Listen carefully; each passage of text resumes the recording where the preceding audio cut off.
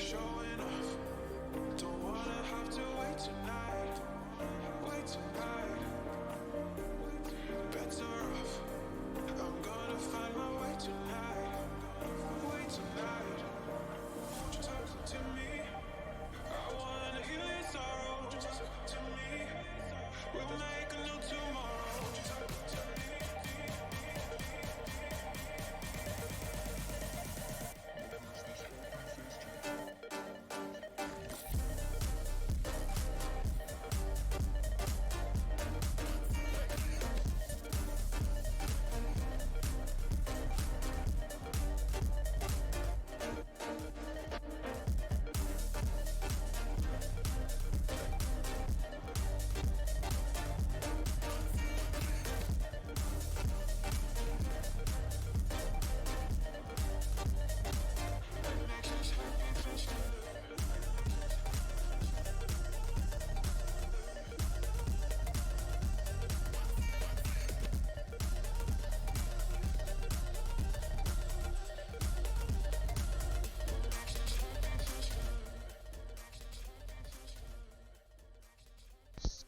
Okay, hello everyone.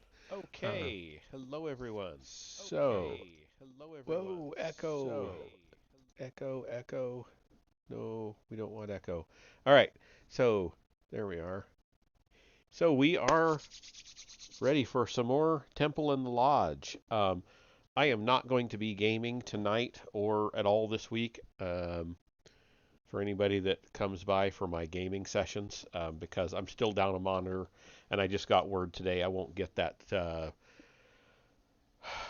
cable I had to special order because I'm in BF Montana. Um,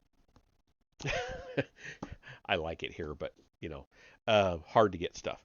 I won't get it till Saturday, so I'm not gonna game until I have the cable because I don't have that second monitor. I can't watch chat. I can't keep track of what's going on, so um, it's just easier not to do it at all. And I could use the break. So here we go. We're going to do 2 chapters tonight. They're both fairly short, so together they'll make approximately my normal length of reading. The first one is chapter 7 on the Scots Guard. The second one will be about Rosalind Temple, which I'm excited. I'm excited about both of them, but here we go. Whoever David Seton was, and whatever became of the Templars alleged to have absconded with him, there was already by that time another repository for Scottish nobles claiming a Templar legacy. This repository may even have overlapped Seton's elusive cadre, but whether it did or not, it was still to preserve at least some Templar traditions and, albeit obliquely, carry them on into such later developments as Freemasonry. Although uniquely Scottish, this repository was to be based in France. It was thus to pave the way for the refuge which the last Stuarts found in France, and for the kind of Jacobite Freemasonry, specifically Templar-oriented Freemasonry, which coalesced around them. In the years immediately following Bannockburn in 1314, Scotland and France, united by their common hostility towards England, developed ever closer military connections. In 1326, Bruce and Charles IV of France signed a major treaty renewing the Old Alliance. This alliance was to be consolidated by the Hundred Years' War. At the nadir of his fortunes for... I don't know what a nadir is. If anybody knows, let me know in the comments. At the nadir of his fortunes, for example, the Dauphin, later Charles VII, planned to flee to Scotland and would almost certainly have done so had one Jeanne d'Arc appeared to turn the tide of events. Scottish soldiery played a key role in all Jeanne's campaigns, including the famous raising of the Siege of Orleans. And indeed, the bishops of Orleans at the time was himself a Scot, John Kirkmichael. Jeanne's great standard, the celebrated white banner around which her army rallied, was in fact painted by a Scot, and her commanders at Orleans included Sir John Stuart and two Douglas brothers. In the aftermath of Jean's dramatic series of victories, France, though triumphant, was exhausted and in a state of internal disarray. Domestic order was further threatened by bands of demobilized mercenaries, trained soldiers without a war to fight. Lacking any other source of livelihood, many of these veterans turned brigand and ravaged the countryside, threatening to disrupt the newly established and still precarious social order. In consequence, the former Dauphin, now Charles VII, proceeded to create a standing army. By this time, the Hospitallers had transferred their resources to maritime operations in the Mediterranean. Charles's army thus became the first standing army in Europe since the Templars, and the first since Imperial Rome to be attached to a specific state, or more accurately, to a specific throne. The new French army, created by Charles VII in 1445, consisted of 15 compagnies d'ordonnance, ordnance companies, of 600 men each, a total of 9,000 soldiers. Of these, the Scottish company, the Compagnie de Gendarmes Écossois, I know I butchered that, sorry, enjoyed pride of place.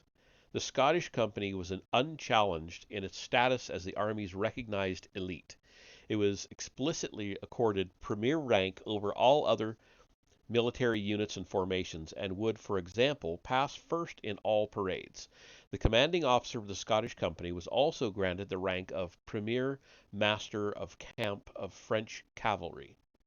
This cumbersome appellation was more than honorary. It conferred on him enormous authority and influence in the field, in the court, and in domestic politics. But even before the creation of the Standing Army and the Scottish Company, an even more elite, more elusive military cadre of Scots had been established. At the bloody Battle of Verneuil, Verneuil,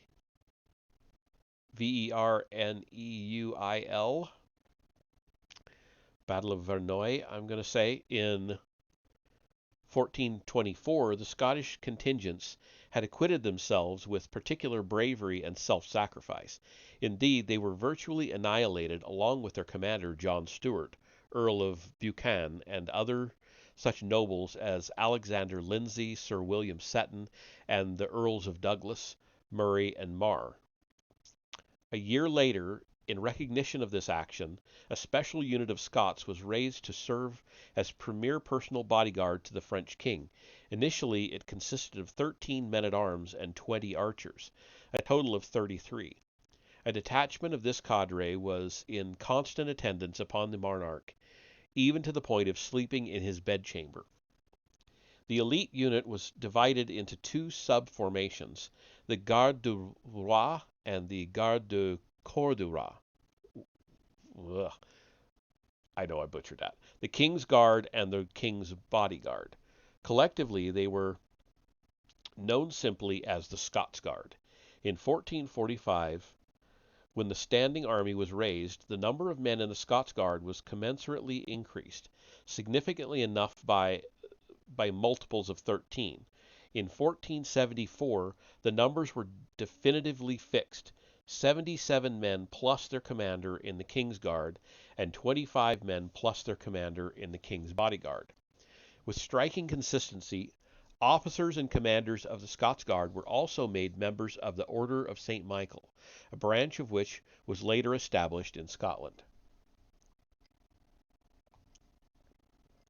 The Scots Guard were in effect a Neo-Templar institution, much more so than such purely chivalric orders as the Garter, the Star, and the Golden Fleece. Like the Templars, the Guard had a raison d'etre that was primarily military, political, and diplomatic.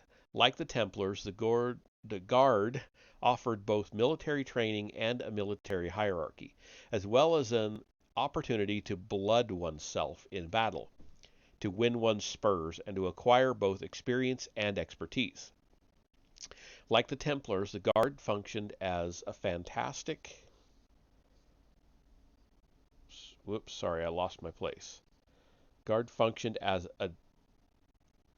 Like the Templars, the Guards functioned as a distinct military formation in the way that an elite battalion would today, and though they held no lands of their own and never rivaled the Templars in numbers, the Scots Guard were still numerous enough to play a decisive role in the kind of combat prevailing in Europe at the time.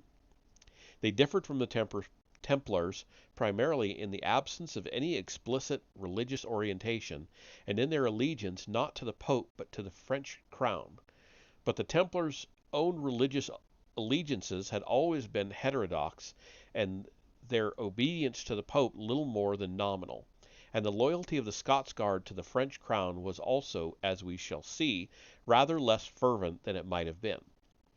Like the Templars, the Guard were to pursue their own policies, their own designs, on behalf of very different interests. For the better part of a century and a half, the Scots Guard enjoyed a unique status in French affairs.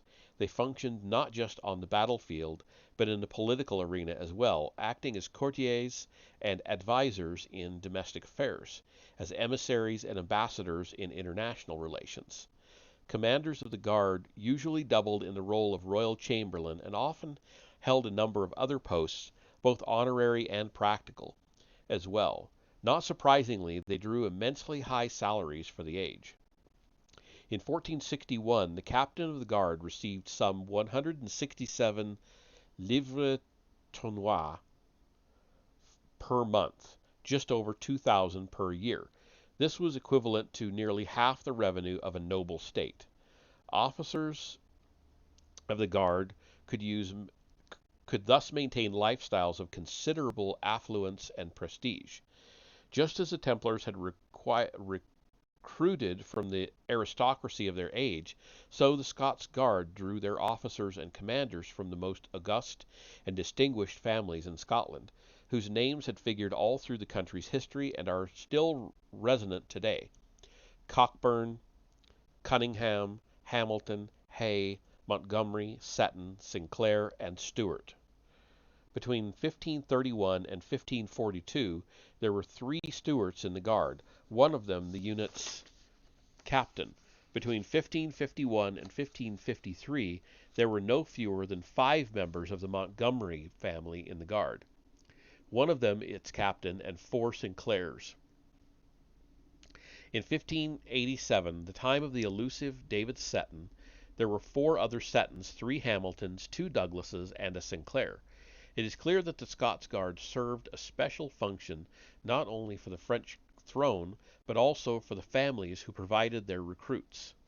In effect, the cadre constituted a combination rite de passage and training ground for young Scottish nobles, a special vehicle whereby they were initiated into martial skills, politics, court affairs, foreign manners, and mores, and it would appear some species of ritualistic rite as well.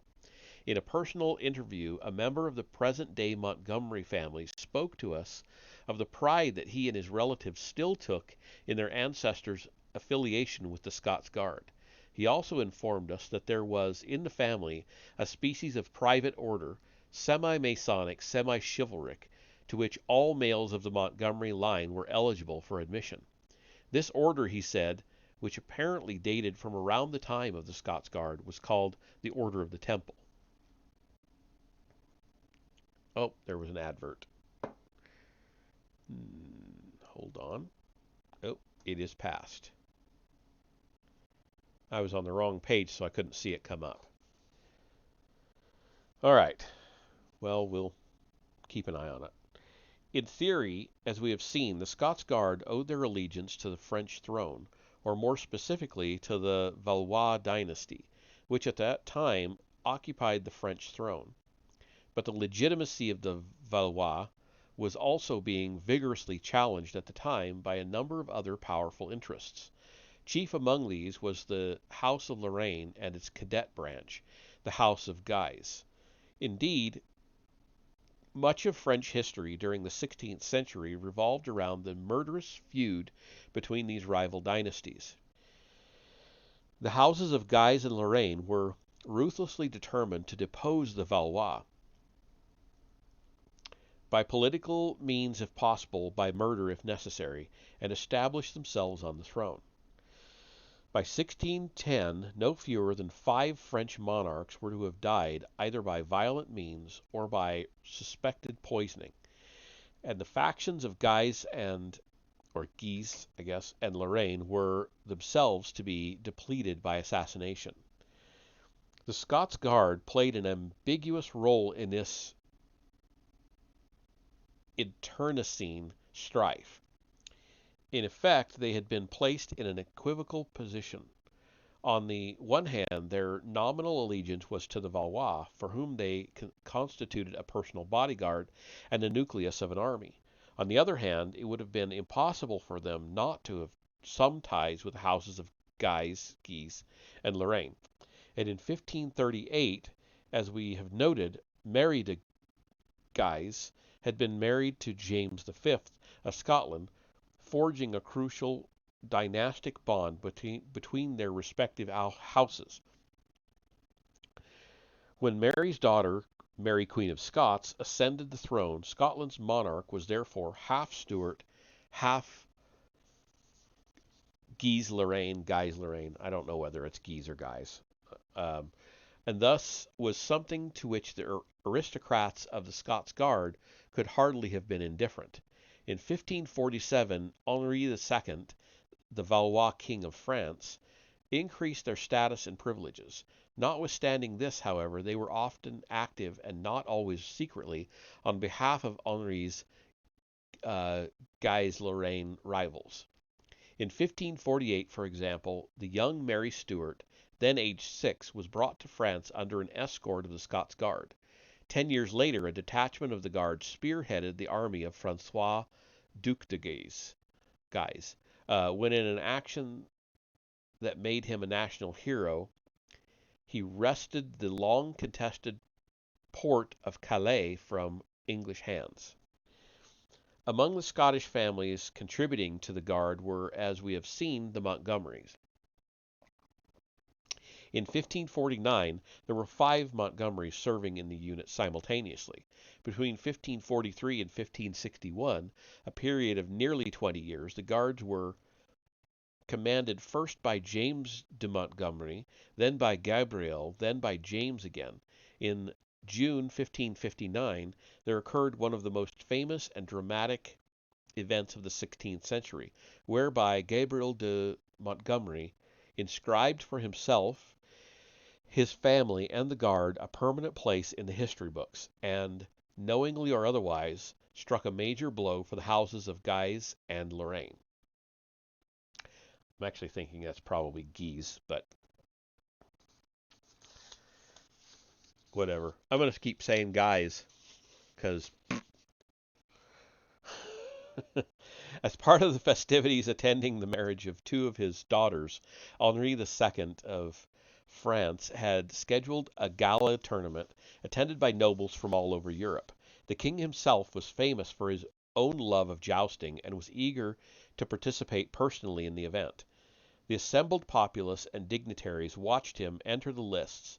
He tilted first against the Duc de Savoie, then against Francois Duc de Guise. The third combat must have seemed to the spectators particularly safe. It pitted the king against his old friend and ostensibly loyal servitor, Gabriel de Montgomery, captain of the Scots Guard. Because neither adversary was unseated, Henri considered the first clash of lances to be unsatisfactory. Despite the protests of his entourage, he demanded a second combat, and Montgomery consented. The 2 men charged each other again, and this time the lances splintered as they were supposed to do. But Montgomery neglected to throw away the broken shaft, which struck the king's helm, burst open his visor, and sent a jagged fragment of wood into his head above the right eye. There was, of course, wholesale consternation. half a dozen criminals were promptly decapitated and subjected to similar wounds, which physicians hastened to examine in an attempt to find the best method of treatment. These efforts proved futile, and Henri, after 11 days of agony, died. Many people were suspicious, but Montgomery's action could not be proved anything other than an accident, and he was not officially blamed for the king's death. Tact impelled him to retire from his captaincy of the Scots Guard, however, and he withdrew to his estates in Normandy. Later in England, he converted to Protestantism. When he returned to France, it was as one of the military leaders of the Protestant faction during the Wars of Religion. Taken prisoner, he was executed at Paris in 1574. The death of Henri II attracted more attention and commentary than it might otherwise have done, primarily because it had been forecast.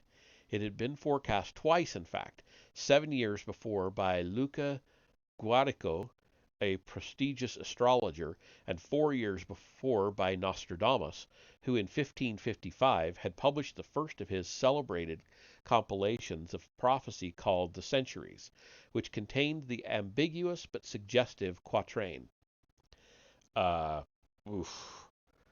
I don't think I'm going to try to butcher the French. It has it in French and English. If you want me to butcher the French, let me know in the comments. Otherwise, the young lion will master the old on the martial field by single combat. In a golden cage, his cask, his eyes will be burst open. 2 divisions in one, then a cruel death. These lines had resonated in many people's minds and hung over the entire tournament. Henri's death in the list seemed to be vindicating proof of Nostradamus' capacity to foresee the future, and established him as Europe's leading prophet, not only for his own age, but in the eyes of posterity as well. Yet we ourselves, along with a number of other recent commentators, have argued that the French king's death at the hands of Gabriel de Montgomery was not an accident at all, but part of an elaborately contrived plan. In the light of such evidence as is now available, Nostradamus's prophecies seem not to have been a prophecy at all, but a species of blueprint for action, perhaps some sort of coded instruction or signal.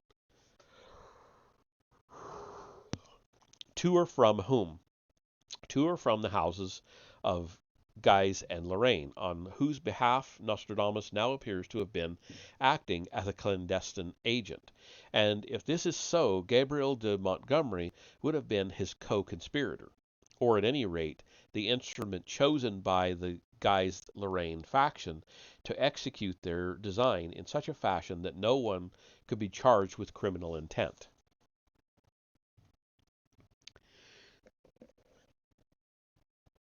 Certainly, Henri's death could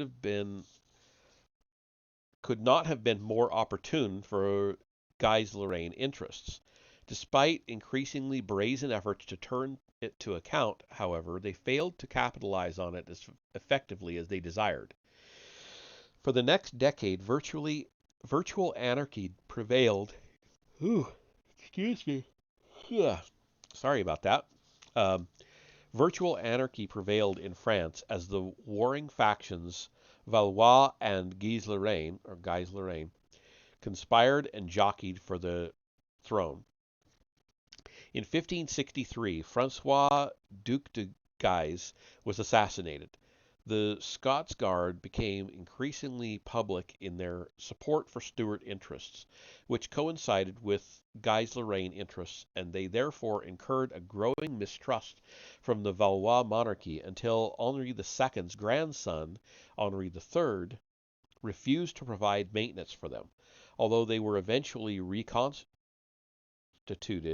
they were never to attain anything approaching their former status.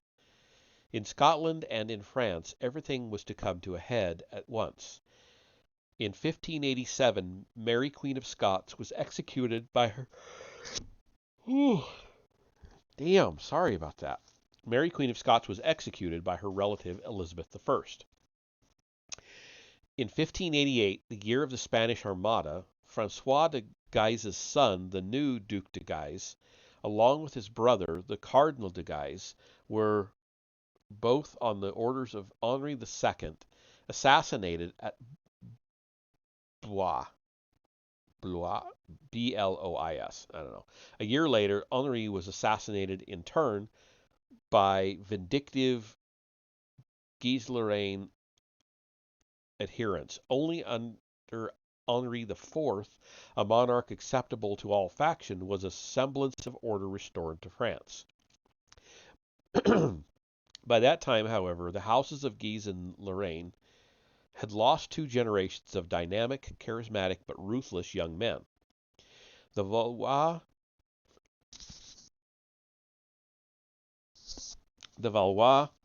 um, dynasty had fared even worse. It had been extinguished completely and was never again to occupy the French throne.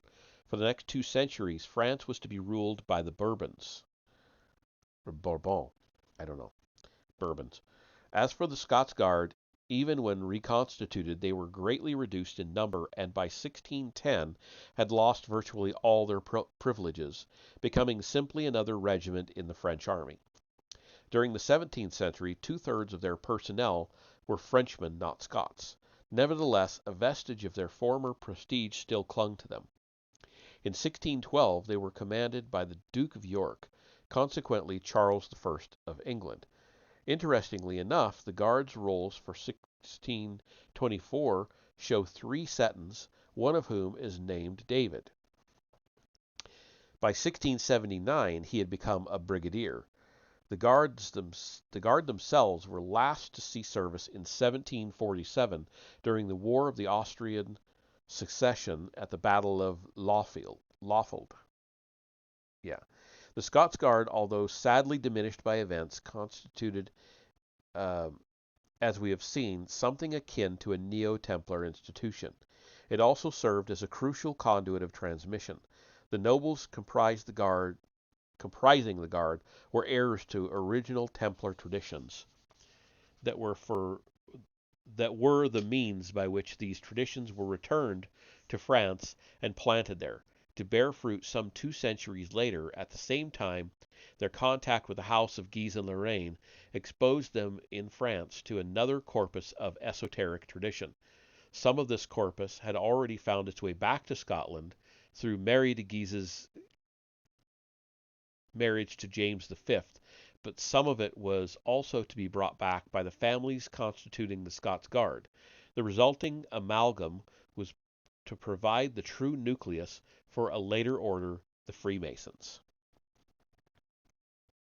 Okay, I'm going to take a very quick break before I jump into the other chapter, because for some reason I am yawning my head off now.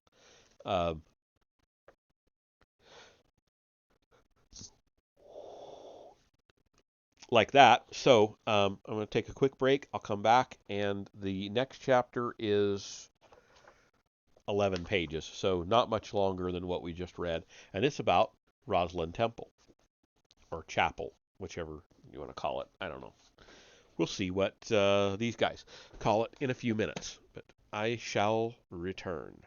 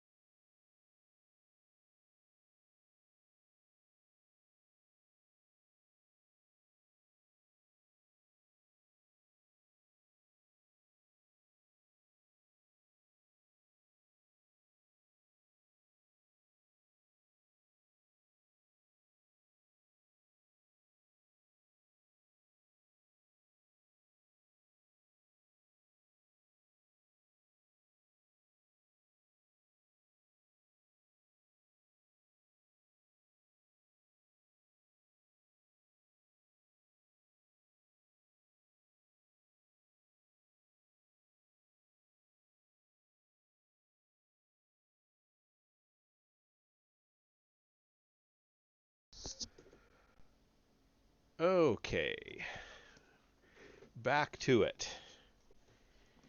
Got up and moved around a little bit, did a little breathing. Ready to do some more reading here. Rosalind, Chapter 8. Um, some 3 miles south. Oh, actually, let me check. Hold on. Is everything working? Oh, my captions stopped working. Well, isn't that just convenient?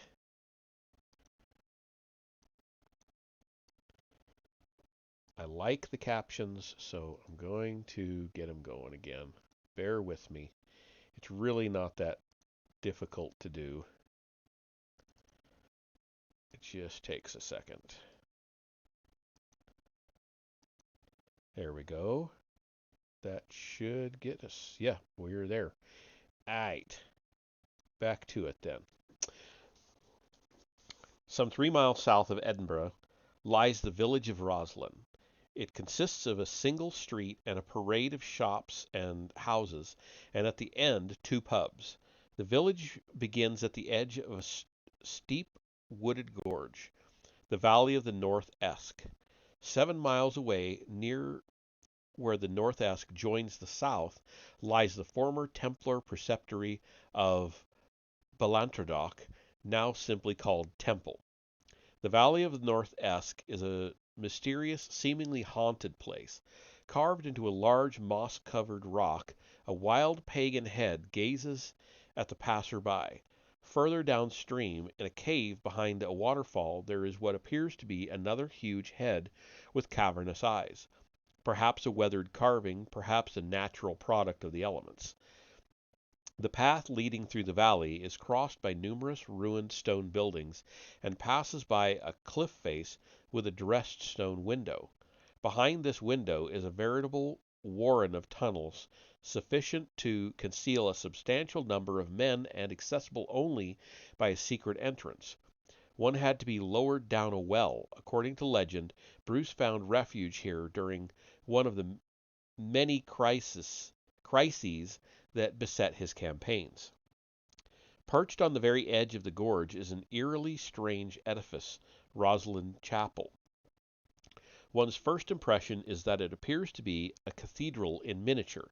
Not that it is particularly small, but it is so overloaded, so dripping with Gothic carvings and floridly intricate embellishments that it seems somehow to be a truncated part of something greater, like a fragment of Chartres transplanted to the top of a Scottish hill. It conveys a sense of amputated lushness, as if the builders, after lavishing their most dazzling skills and costly materials upon the structure, simply stopped abruptly. In fact, they did. They ran short of money. Rosalind Chapel was originally intended to be part of something much greater, the Lady Chapel of a vast collegiate church, a full-sized cathedral on the French scale. In the absence of funds, the project was never realized. From the existing west wall, massive blocks of stone jut forth, awaiting others which never arrived. The interior of the chapel is a fevered hallucination in stone, a riotous explosion of carved images and geometrical configurations, piled on top of one another, flowing into one another, overlapping one another. Motifs that anticipate those of Freemasonry abound. One finds oneself in what appears to be a petrified compendium of esoterica.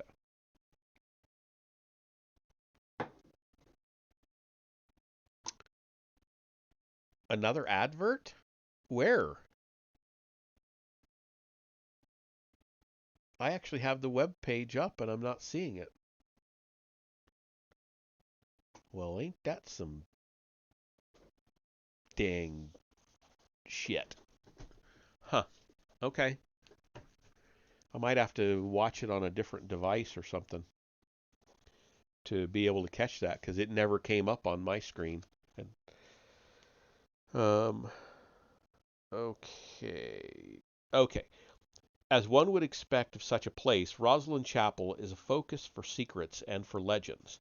The most famous of these pertains to the extraordinary pillar at the east end of the structure, now called the Apprentice Pillar.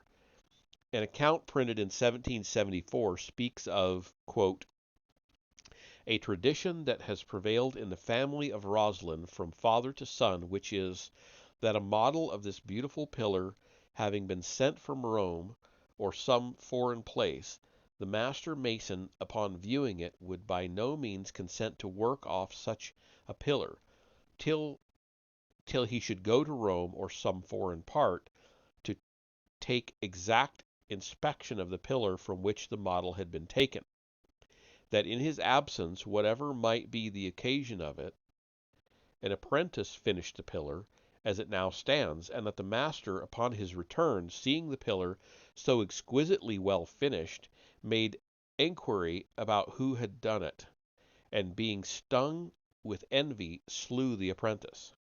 End quote. Above the west door of the chapel there is the carved head of a young man with a gash on his right temple. This is said to be the head of the murdered apprentice. Opposite him is the head of a bearded man, the master who killed him. To his right there is another head, that of a woman, called the widowed mother. It is thus made clear that the unnamed precocious youth was, to use a phrase familiar to all Freemasons, a son of the widow. As we have noted, the same phrase was used to designate Percival or Parzival, in the Grail romances. The Masonic connotations of the chapel and its symbolism can hardly be coincidental, for Rosslyn was built by the family which, perhaps more than any other in Britain, became associated with later Freemasonry, the St. Clairs, or, as they are now known, the Sinclairs. Sir William Sinclair and Rosslyn Chapel. As we have seen, noble families such as the Hamiltons, the Montgomerys, the Settons, and the Stuarts contributed successive generations of their sons to the Scots Guard. So too did the Sinclairs. In the late 15th century, 3 Sinclairs were serving in the Guard at the same time.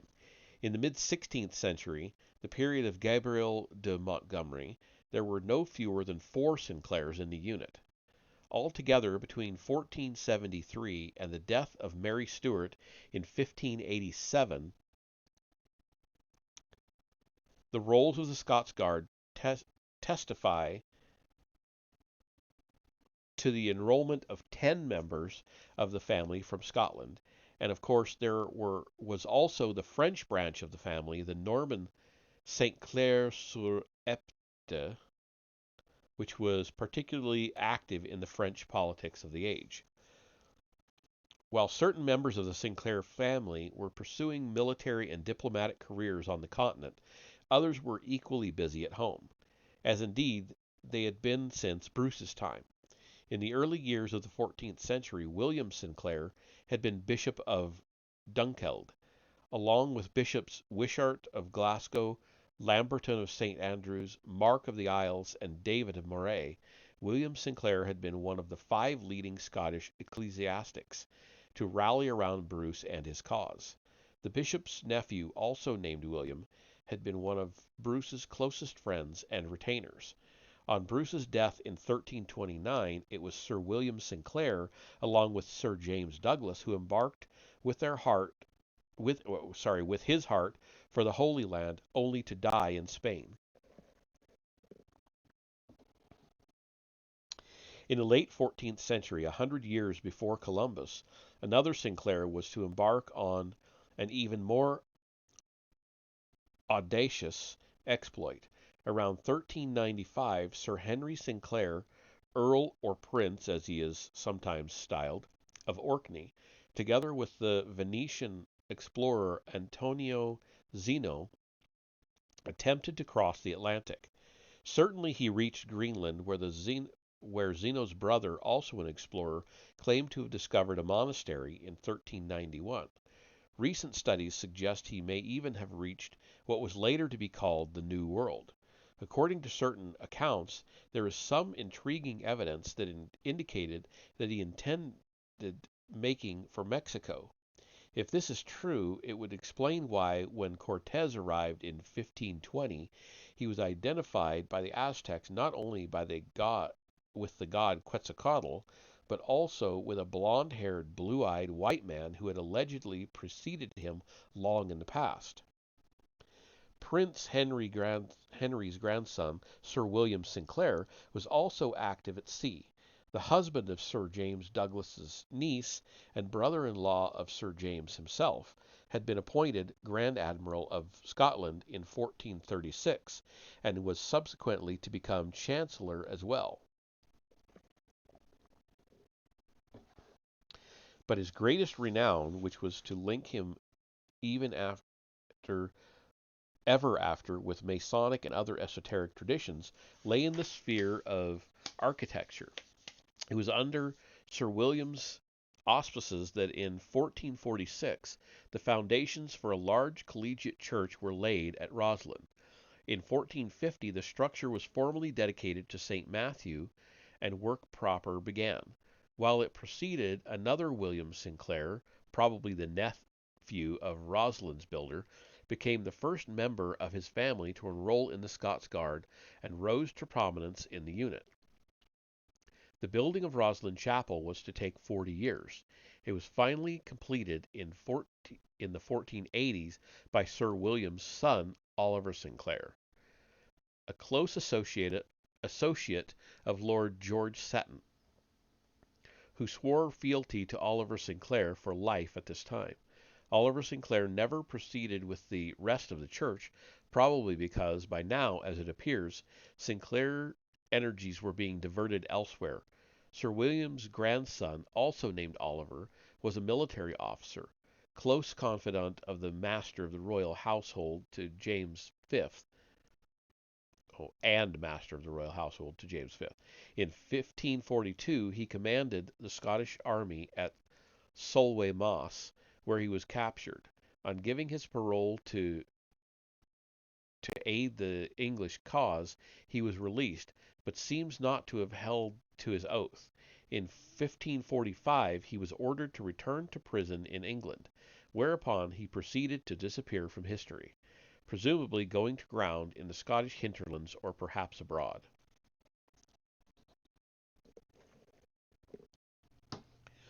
Oliver's brother, Henry Sinclair, was Bishop of Ross. In 1541 he was appointed Abbot of Kilwinning, a name which was later to figure crucially in Freemasonry. In 1561 he was appointed to the Privy Council of Mary Queen of Scots. Not surprisingly, he maintained intimate contacts with the Guise and Lorraine factions in France, spending much of his time in Paris. His and Oliver's younger brother, John, also became a bishop. John, too, was a counselor to Mary Queen of Scots, and in 1565 performed her marriage to Henry Stuart, Lord Darnley, at Holyrood. The Sinclairs were thus at the heart of Scottish affairs in the 15th and 16th centuries. They moved in the same circles as families like the Setons and the Montgomerys. Like the Setons and the Montgomerys, they were close to the Stuart monarchy, contributed personnel to the Scots Guard, and maintained intimate links with the Guise and Lorraine factions in France. Indeed, their links with the Guise and Lorraine factions would probably have been even closer by virtue of the French branch of the family. At the same time, and more even than the other Scottish houses, the Sinclairs were already becoming associated with what subsequent Freemasonry would come to regard as its pedigree.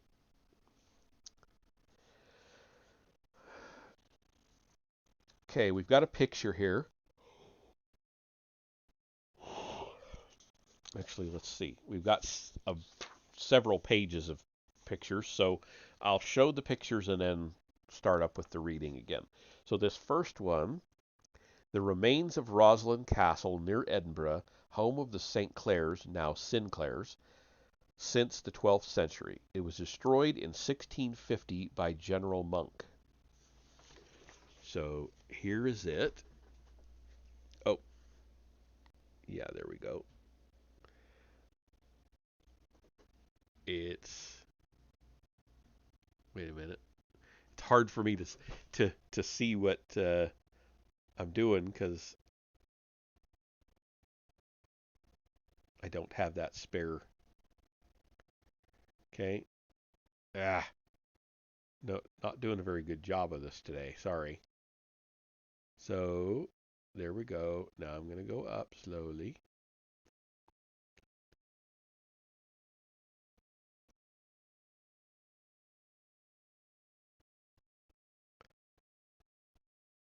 Oh, I just realized I am looking at the internet, not the actual feed. Duh. Well, no wonder I was having trouble. All right, so the next one is Rosslyn Chapel, originally intended to be Lady Chapel of a much larger cathedral. The chapel's foundations were laid in 1446, and work continued on it for about 40 years. Its sealed vaults contain the bodies of all the barons of Rosslyn, said to be laid out in their armor rather than placed in coffins. So there is that. Here we go. I can come in closer. Rosslyn Chapel. All right, next one. The head of the murdered apprentice, Rosslyn Chapel. The story tells of the master mason, jealous of the apprentice's skill in building a stone pillar, who killed the young mason with a blow to the forehead. The story has many obvious parallels with the Freemasonic legend of the death of Hiram Abief, builder of the temple. That one is right there.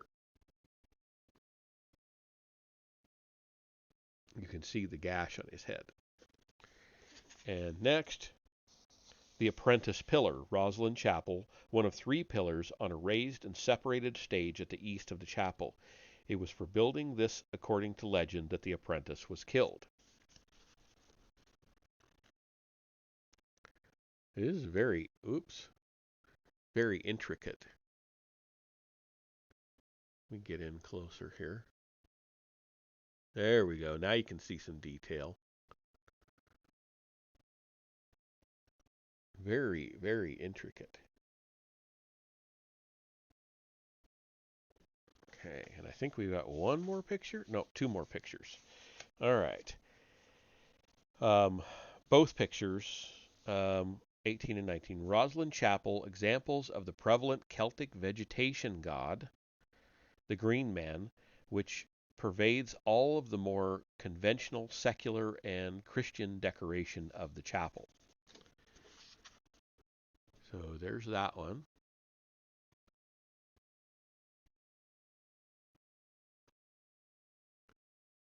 And it's actually not the guy in the center they're talking about. It's the guy off to the side there. And then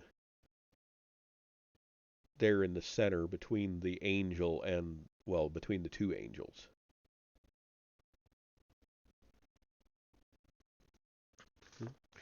All right, getting back to the actual reading. As we have noted, the foundations for Rosslyn Chapel were laid in 1446, and the actual work commenced 4 years later. These are among the few definitive and confirmed facts. Our information concerning almost everything else, though not implausible and certainly not disproved, we owe to later tradition. Later, in some cases, by a century and a half, in other cases, by 3 or more. According to this later tradition, Sir William Sinclair, in preparation for the building of his chapel, imported stonemasons and other artisans from the continent.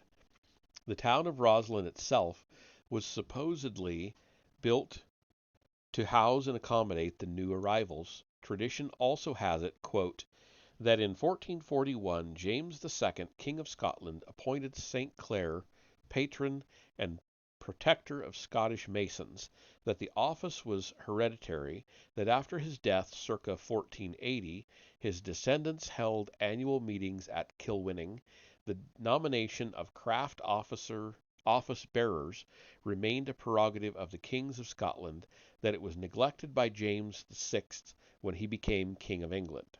End quote. It is important to note that Masonry in this context does not imply Freemasonry as we know it today. On the contrary, it refers to the guild or guilds of professional workers and builders in stone. As we shall see, these men were not all just simple artisans, unlettered and untutored manual laborers, but neither were they mystical philosophers who, in between construction projects, met in secret conclaves, conducted clandestine initiations with passwords and meaningful handshakes, and discussed the mysteries of the cosmos. In the terminology that was later to arise, these men were held to be practitioners of operative Masonry. In other words, the practical application of mathematics and geometry in the art of architecture. Sir William Sinclair's appointment in 1441 then attests simply to his involvement in the art of building, and perhaps in the mathematical and geometric principles associated with architecture, but this in itself is unusual. Ordinarily, a lord, a monarch, a municipality, or some other patron would commission an entire team of architects and masons who undertook the whole of the work themselves. The head of this team, called the master of the work, would base his plan on a particular geometry, and all subsequent construction would be made to harmonize with that basic pattern. The master would arrange for wooden templates to be cut to his design, and the stonemasons would proceed in accordance with the templates. At Roslin, however, Sir William Sinclair appears to have designed his own chapel and acted as master of the work himself. In the early 18th century, the stepson of a later Sinclair, who had access to all of the family's charters and archives before they were destroyed by fire in 1722, writes that, quote, "It came into his (Sir William Sinclair's) mind to build a house for God's service, of most curious work, the which that it might be done with greater glory and splendor, he caused artificers to be brought from other regions and foreign kingdoms, and to the end the work might be more rare, first he caused the draughts to be drawn upon eastland boards, and made the carpenters to carve them according to the draughts thereon, and then gave them for patterns to the masons, that they might thereby cut the like in stone." End quote. Sir William would thus appear to have been considerably more knowledgeable and technically expert than the typical noble of his time, and his appointment as patron and protector of Scottish Masons would appear to have been more than just honorary. And thus, as subsequent charters attest, the appointment may have been conferred by the king, but it was also conferred, or at any rate ratified, by the Masons themselves. As one such charter states, quote, "The lairds of Roslin have ever been patrons and protectors of us and our privileges." End quote.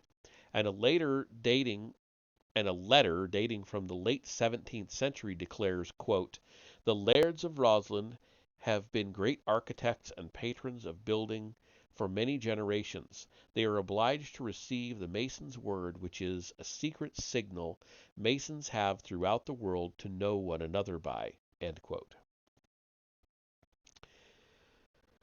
In 1475, while Roslin was still under construction, the stonemasons of Edinburgh were granted a charter of incorporation as a guild and proceeded to draw up trade regulations. Taking its name from the place where the charter was ratified, this seemingly routine medieval transaction later became known as the incorporation of Mary's Chapel. But routine though it may have been, it came to enjoy considerable significance for later Freemasonry. When such Freemasonry surfaced in Scotland, it evolved initially around it revolved initially around a lodge known as Lodge Number 1, also referred to as Mary's Chapel. Subsequent charters of incorporation followed, but the next relevant document does not appear until more than a century later. In 1583, William Shaw, a confidant of James VI, later James I of England, received from the king the post of Master of Work and General Warden of the Masons. A copy of his statutes, dating from 1598 and inscribed in his own hand, survives today in the oldest minute book of Mary's Chapel, Lodge Number 1 in Edinburgh.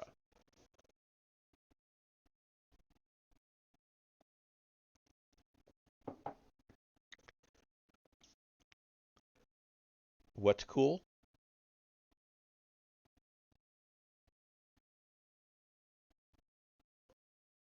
Anyway, Shaw's. Oh, the pillar. Yeah, yeah, yeah. That is very intricate. I love it. Um, Shaw's appointment, of course, did not imply any challenge to or usurpation of the status of the Sinclairs. That was an internal matter among Masons themselves and had already become one of their accepted principles. Shaw's appointment, on the other hand, was a wholly external matter, establishing him as an official in the royal administrative apparatus, rather like a permanent secretary today.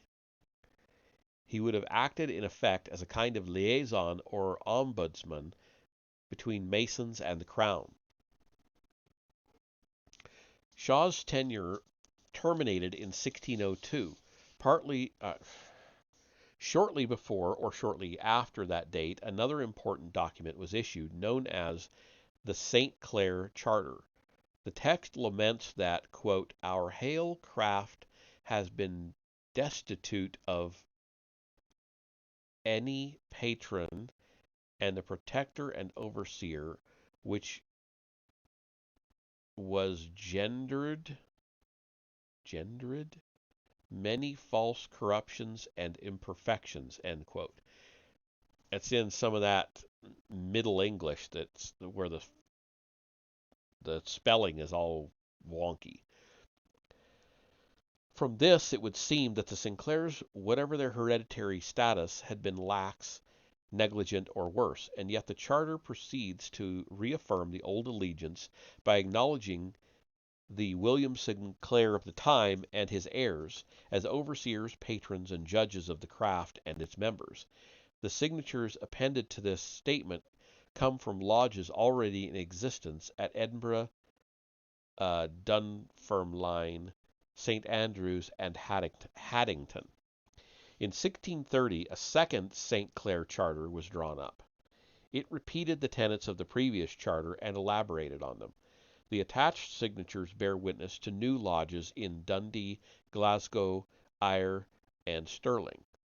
There are thus palpable indications of a growing dissemination of lodges and at the same time of a process of increasing centralization. And there is also, of course, something significant in the reaffirmation of the long-standing link between Masonry and the Sinclairs. Whatever the latter's past negligence may have been, one can only conclude that that the family's association with the craft derived either from what was then known knowledge, God, what was then common knowledge, or from a tradition so firmly established and deeply rooted it could not be altered. One can also conclude that both Masonry and the Sinclairs, at the beginning of the 17th century, found it desirable to promulgate their affiliation. Masonry had by then acquired a certain prestige which, as any observer at the time would have divined, was destined to increase. Association with it, for reasons soon to be made clear, was conferring ever more prestige, and yet nobody, not even the other prominent Scottish families, ever presumed to challenge the Sinclair claim or tried to arrogate it for themselves.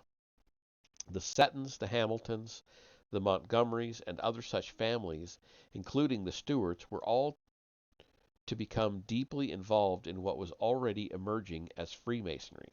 Indeed, according to a manuscript dating from 1658, one John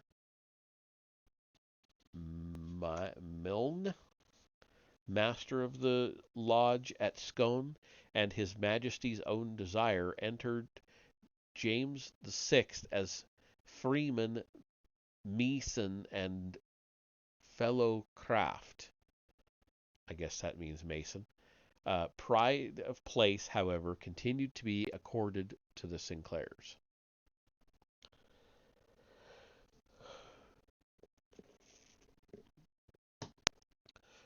Rosslyn and the Gypsies. The Sinclairs were not only hereditary patrons and protectors of Masonry, they had also, during the 16th century, established themselves as patrons and protectors of gypsies, who enjoyed the favor and protection of the Rosslyn family as late as the first quarter of the 17th century. Legislation against gypsies in Scotland had always been harsh, and during the Reformation it became more so. In 1574, the Scottish Parliament decreed that all gypsies apprehended should be whipped, branded on the cheek or ear, or have the right ear cut off. Further, even more severe legislation was produced in 1616.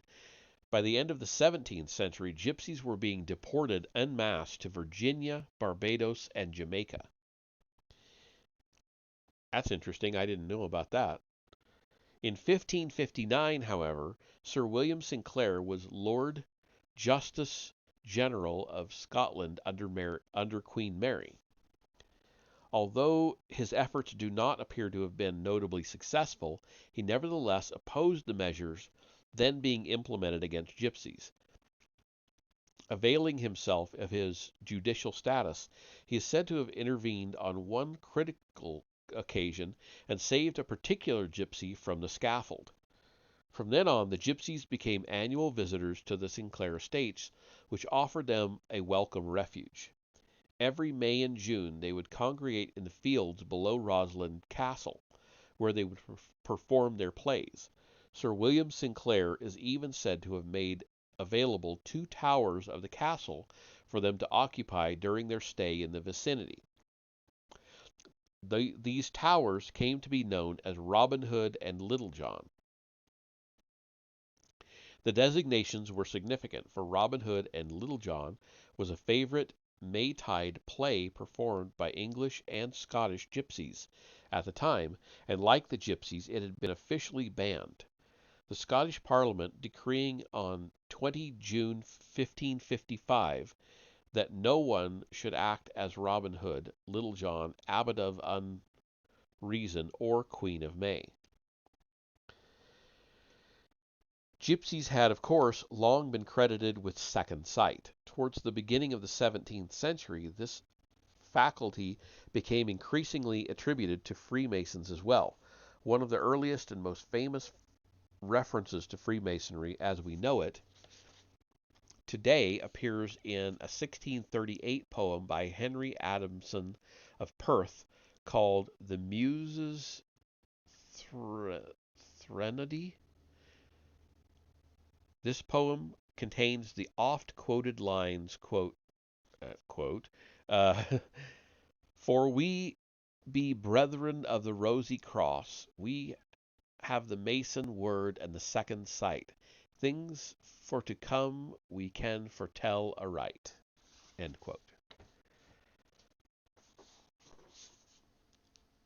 This certainly is the first known suggestion that Freemasons were endowed with occult powers. The powers in question are unmistakably gypsy, and the common denominator between gypsies and Freemasonry was Sir William Sinclair.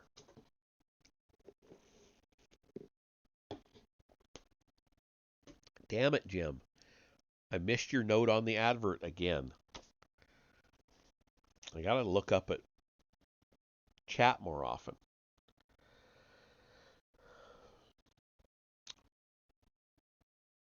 More important for the evolution and development of Freemasonry, however, is the fact that the gypsies came to Roslyn to perform plays.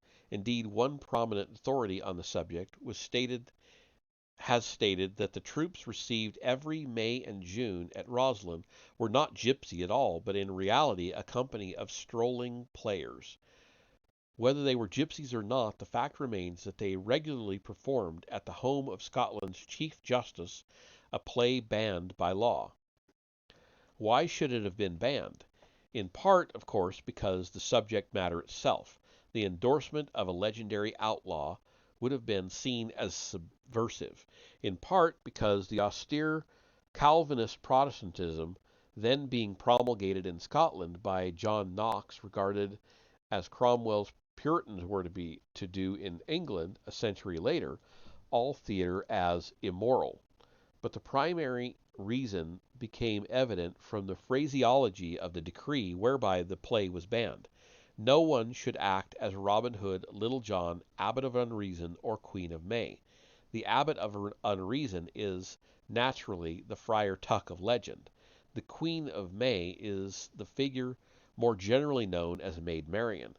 But both of these figures were originally very different from what later traditions have made of them. In fact, Robin Hood, all through the Middle Ages in England and Scotland, was only secondarily the outlaw of subsequent story. Preeminently, he was a species of fairy derived ultimately from the old Celtic and Saxon fertility god or vegetation deity, the so-called Green Man. While in popular folklore, Robin Hood was interchangeable with Green Robin, Robin of the Greenwood, Robin Goodfellow, Shakespeare's Puck in A Midsummer Night's Dream, who, at the summer solstice, presides over fertility, sexuality, and nuptials. The Robin Hood legend provided in effect a handy guise whereby the fertility rites of ancient paganism were introduced back into the bosom of nominally Christian Britain. Every May Day there would be a festival of unabashedly pagan origin. Rituals would be enacted around the maypole, traditional symbol of the archaic goddess of sexuality and fertility. On Midsummer's Day, every village virgin would become, metaphorically, Queen of the May. Many of them would be ushered into the greenwood where they would undergo their sexual initiation at the hands of a youth playing the role of Robin Hood or Robin Goodfellow, while Friar Tuck, the Abbot of Unreason, would officiate, blessing the mating couples in a parody of formal nuptials. By virtue of such role-playing, the borders separating dramatic mask and fertility ritual would effectively dissolve. May Day would be, in fact, a day of orgy. 9 months later, it would produce throughout the British Isles its annual crop of children. It was in these sons of Robin that many such family names as Robinson and Robertson first originated.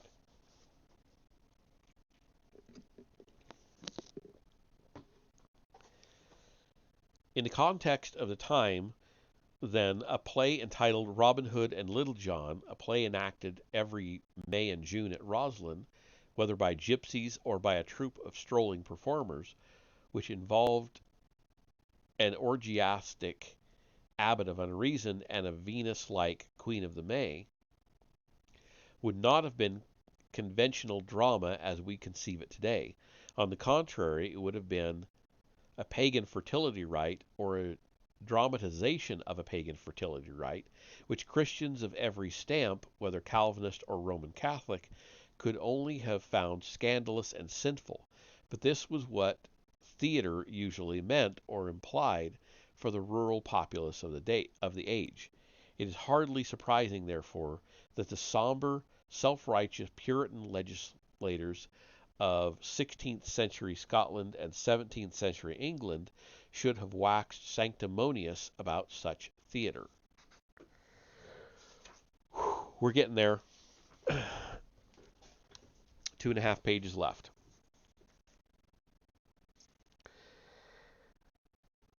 What is significant is that the Sinclairs not only sanctioned but welcomed and protected these practices, as Rosslyn not only provided an ideal milieu for them, it might, to all intents and purposes, have been designed specifically for them. The dominant theme of the chapel, underlying all the elaborate Christian overlay, is unabashedly pagan and Celtic. The figure that occurs most frequently is the Green Man, a human head with vines issuing from its mouth and sometimes its ears, then spreading wildly in tangled proliferation over the walls.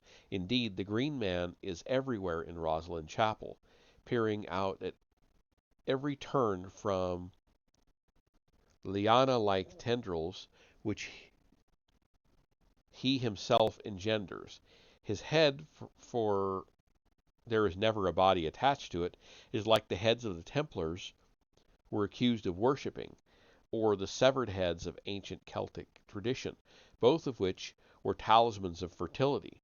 Rosslyn thus invokes both the Templars and the archaic Celtic kingdom of Scotland, which Bruce sought to restore.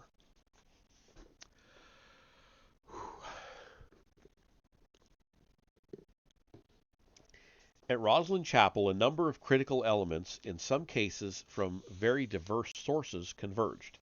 Residues and deep-rooted traditions from the past were brought together with current, at times precociously innovative, developments.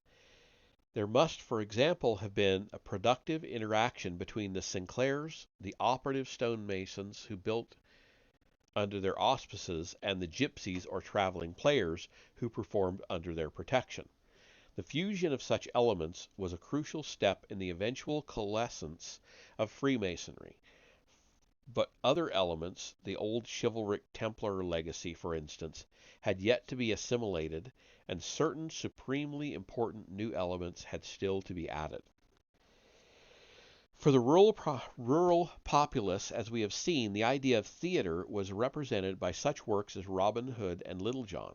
In the urban centers of Britain, however, there was another kind of theater, more familiar to us today and more readily accorded a legitimate place in cultural tradition.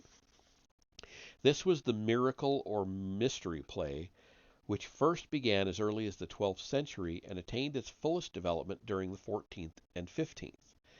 Ultimately deriving from the Mass and liturgical sources, the miracle play was a combination of drama and pageant. Most miracles were embedded in sequences or cycles, 4 of which survive today. Those of York, Chester, Wakefield, and one other sometimes ascribed to Coventry. Moving from the precincts of the church out into the marketplace, these cycles sought on feast days to involve the entire populace of a town in a recreation and reenactment of biblical material. Episodes from Scripture, the murder of Abel, for example, Noah and his ark, the Nativity, and even the crucifixion, would be portrayed in simplified, easily digested dramatic form. God and Jesus would both often appear on stage, evil generally in the form of a clownish devil or buffoon, would be duly castigated. Sometimes topical issues would be raised and contemporary sources of grievance satirized. Performances would be staged on large wagons like modern carnival floats, located at various points around the town, and spectators would move from one point to the next as though through the stations of the cross in church. The performers would be the members of the various guilds, the tanners, plasterers, shipwrights, bookbinders, goldsmiths, mercers, butchers, ostlers, and each guild would be responsible for depicting a specific biblical episode. It is important, in an important article published in 1974, the Reverend Neville Barker Cryer has demonstrated how the miracle plays were a major source of the rituals later to be found in Freemasonry, providing material which would otherwise have been amorphous with a dramatic structure and form. Certainly, the guilds of operative stonemasons were particularly active in the staging of miracle plays. Because much of their work had consisted of building churches, abbeys, and other religious houses, they enjoyed a uniquely close relationship with the ecclesiastical establishment. This made them more familiar than other guilds with liturgical techniques of dismantling, as well as with certain bodies of biblical material. And as the Reformation curtailed the program of religious building, the guilds of Freemasons had more opportunity to develop their skills in ritual drama, gradually evolving their own rites, which became even more divorced from taboo Catholicism. As we have noted, each guild in a town was traditionally responsible for dramatizing specific bodies of biblical material. Specific incidents and episodes from Scripture. In some instances, the assignment of particular subject matter to a particular guild would have been more or less arbitrary. It would have been difficult, for example, to find something in Scripture of unique relevance to, say, the glove makers, or as they were called, gaunters. On the other hand, there were certain biblical narratives of unique relevance to the stonemasons. However, their proximity to the ecclesiastical establishment would have enabled them to choose and eventually to monopolize the narratives they wished to perform. The Reverend Cryer suggests that something of this sort was indeed the case. Masonic guilds would gradually have arrogated to themselves the prerogative of dramatizing material of particular pertinence to their own highly specialized work, such as the building of Solomon's Temple, and thus the central mythic drama of later Freemasonry, the murder of Hiram Abief, would first have been enacted by stonemasons in a miracle play. We made it. That was 2 chapters tonight. Because they were fairly short. So the next one is a long chapter. I will definitely only be doing one. And that will finish out the second section of the book and take us into section 3, the origins of Freemasonry. So we'll pick that up on Thursday. And like I said earlier, if you missed it, I am not going to game this week because I'm down a monitor and it's a pain in the ass to keep track of everything while I only have one monitor. As you can see, I'm not really keeping track of chat even now, where I only technically need one monitor. So anyway, that's it for tonight. I'm going to see if there's anyone around to raid. We've got Mr. Blitzer79 playing Bayonetta, Scath Puppers playing Hogwarts Legacy, Supeda plays World of Warcraft, Sonic Hyper playing Destiny 2. I'm playing Hogwarts Legacy, so I'm not going to raid that tonight. Don't want any spoilers. No offense to Scath Puppers. But Mr. Blitzer playing Bayonetta, I don't know what Bayonetta is. I've heard of it. I've never knew there was a game. So, let's go to that and check out the game. Why don't we?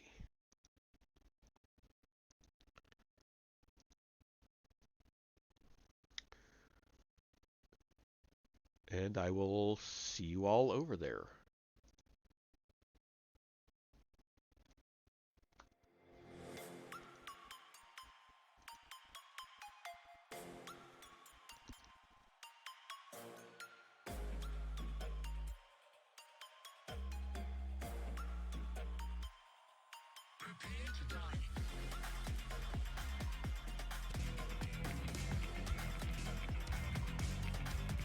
Did I miss it?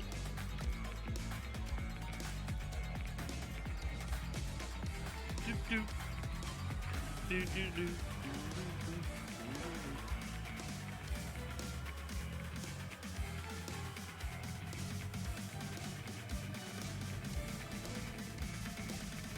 How you doing, Manise? Hello, Raiders. Hope you're having a great day.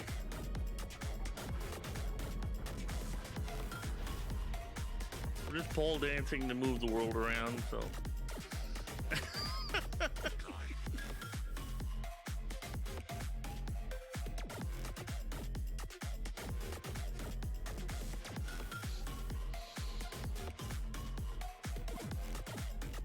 Right, I'm a pole dancer. Okay, I can turn around. There we go.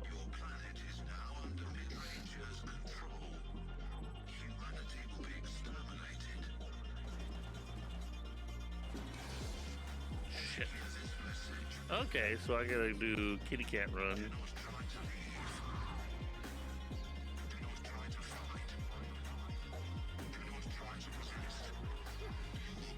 You never know, it's hard to tell. Had a great reading stream, no gaming this week. Nice. Hey, people like different stuff. Nothing wrong with it being different. Artistic streams are popular. Why not reading? Audiobooks are popular, so.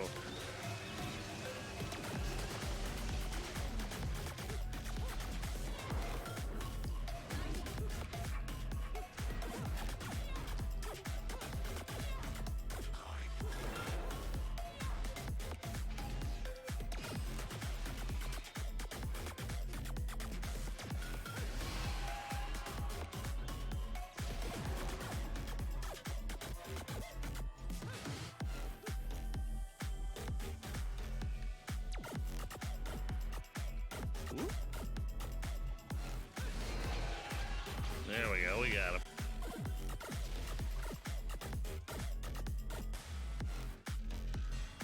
It does, eh?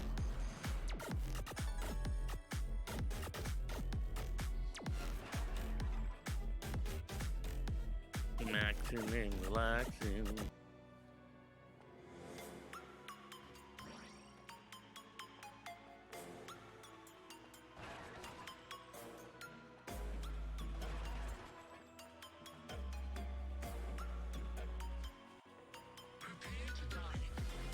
Feels sus. Oh, that's what I thought. Oh, sweet Jesus.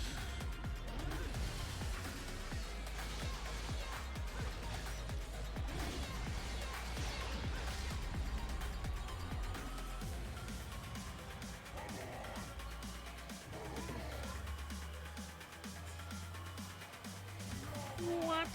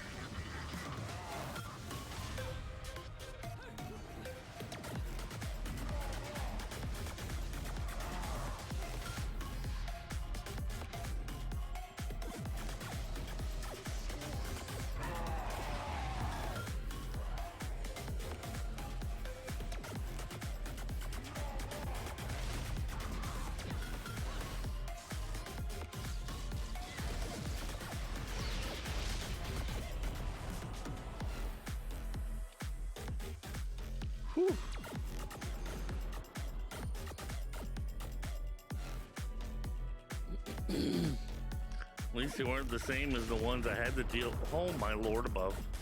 What's that now?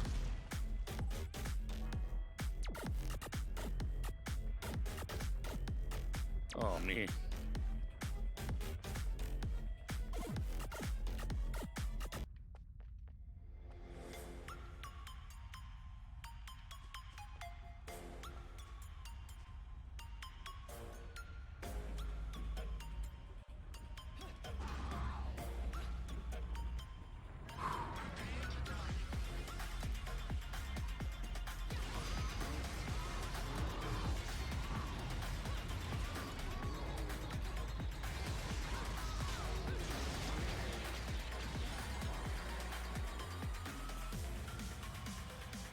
Dang these things, man.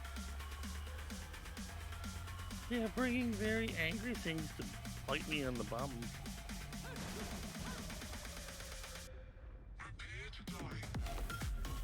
Oh, Lord above.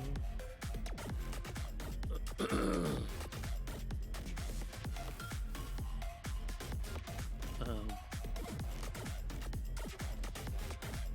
so dizzy. I'm so screwed.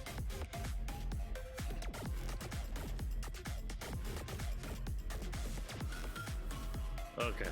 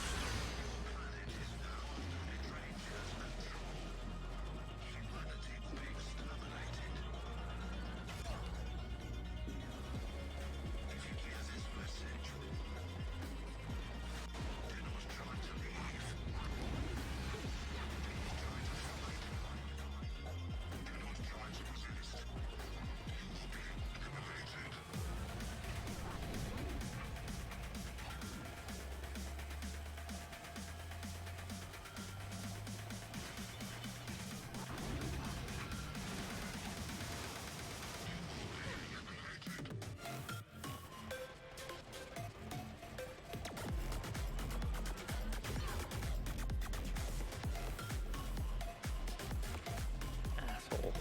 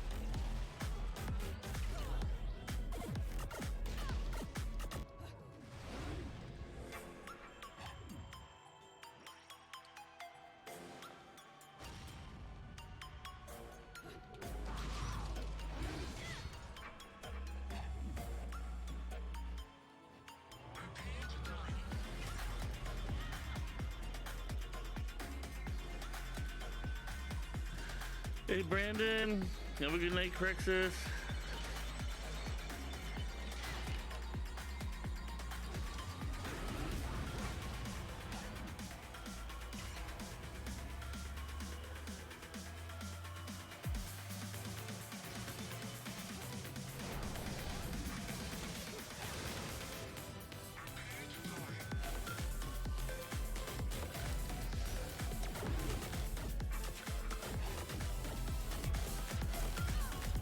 Oh.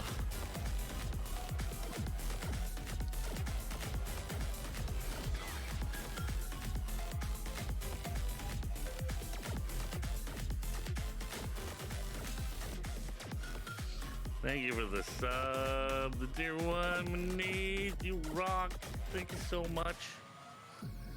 Appreciate you, dude.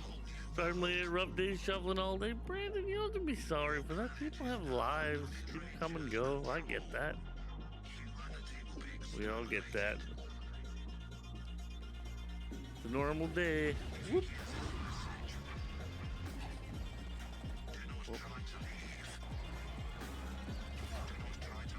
Dang it. Can I not shoot him? Why can't I lock on?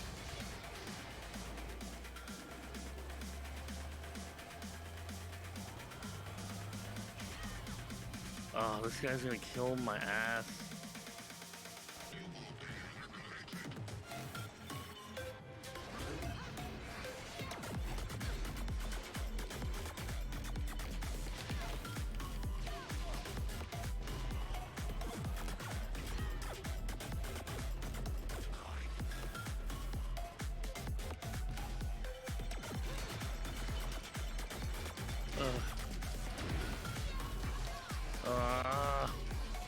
I don't know how to beat this.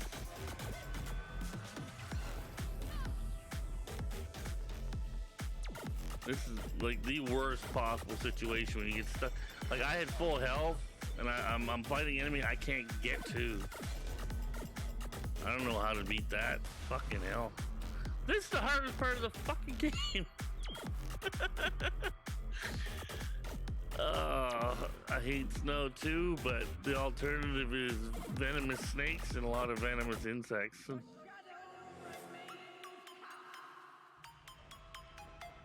Oh, I gotta fight them all! I gotta fight them all! Oh my god!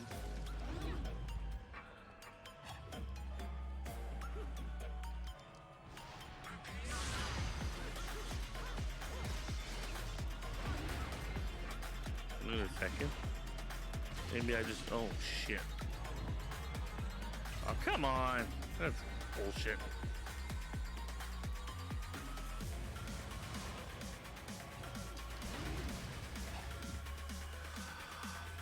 I'm gonna scream! I'm gonna fucking scream. You're gonna see me scream here in a minute.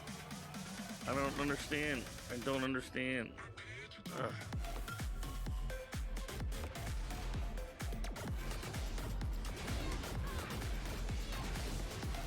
Oh, so I've got too many skills right now. Damn it.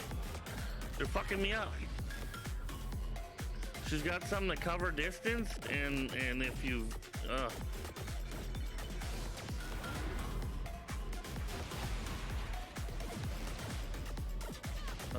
and that turned me around the wrong way. I've got too many abilities right now for this stupidity.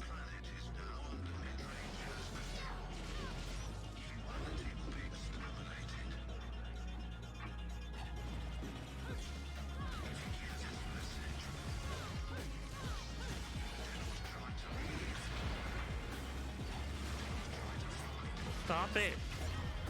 Stop it! Damn it. Fucking game.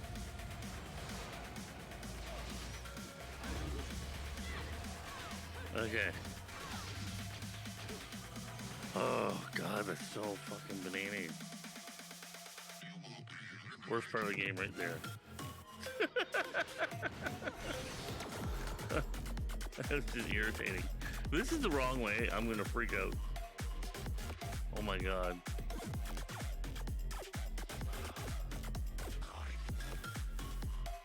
Where am I supposed to go?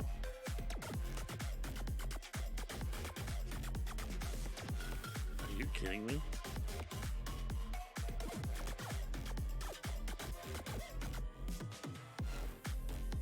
Okay, castle.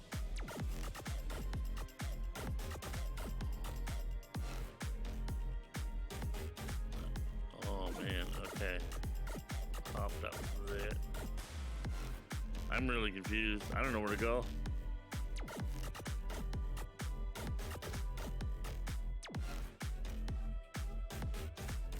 Oh, well, obviously not here. Ugh.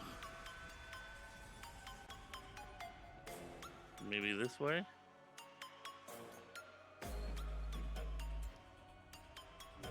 Okay, maybe this is the way. See, the problem is with some of these platformy things, you don't really have any depth perception. It's 3D, but it's not really in sections, and it fucks with your brain. Oh shit, tentacles. Why tentacles?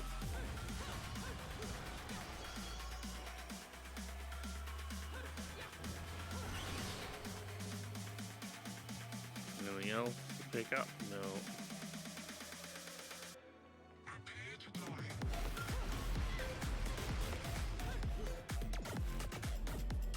All right.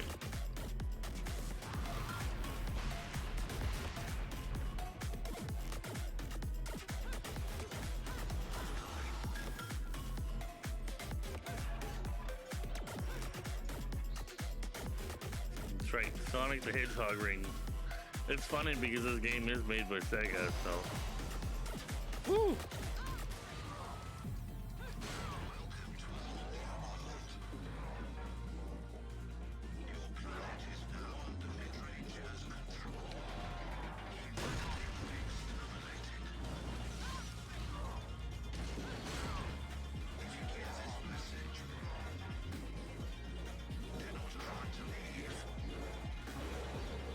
Ooh. I can go to 120 now.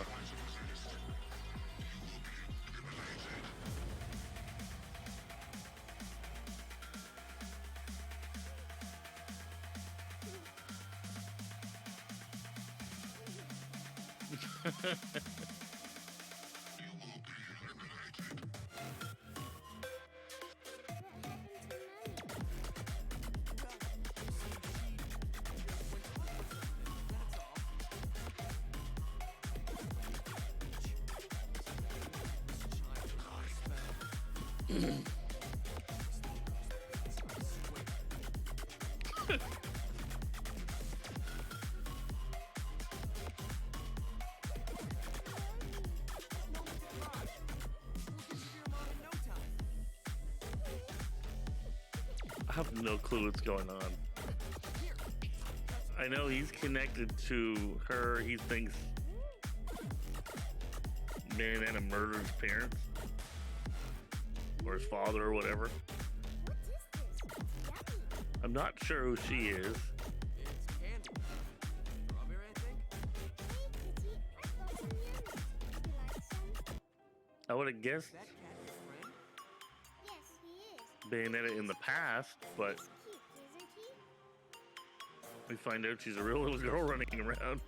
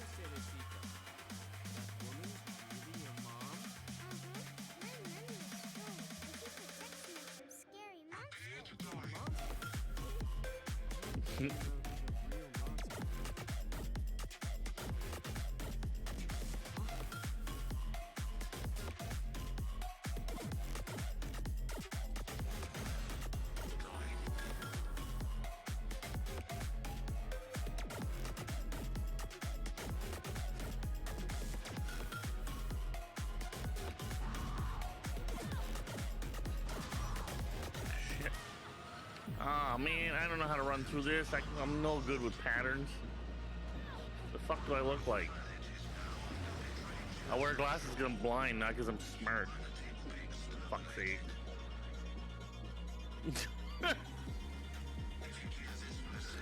It's true though. It's like, I'm fucking hopeless.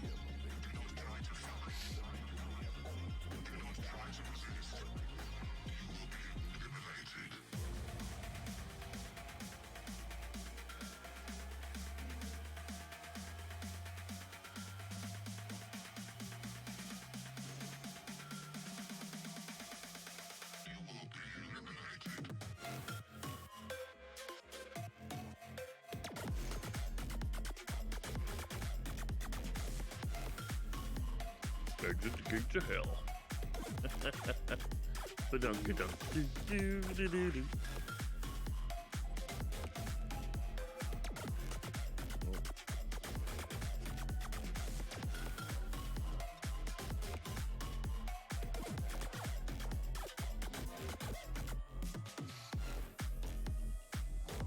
I make a full one.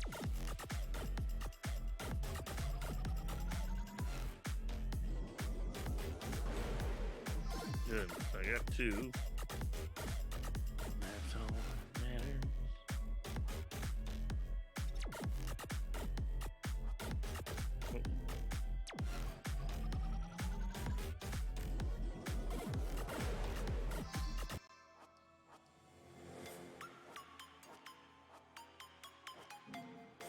Oh.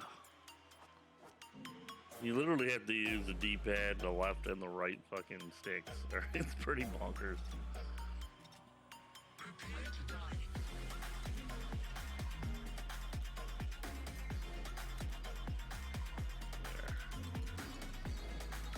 There. Now I got health stored up.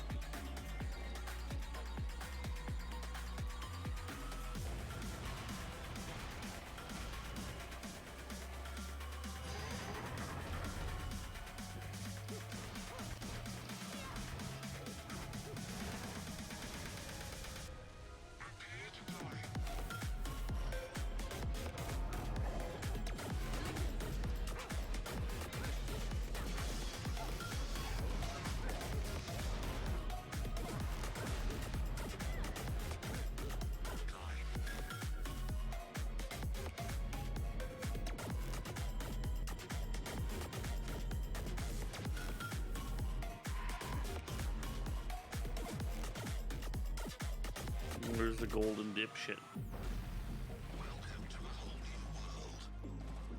God dang it. Your planet is now under mid-rangers' control. Humanity will be exterminated. If you hear this message, do not try to leave. Do not try to fight. Do not try to... Why did you dodge forward? Oh, okay. There's more than one of these? Seems to be.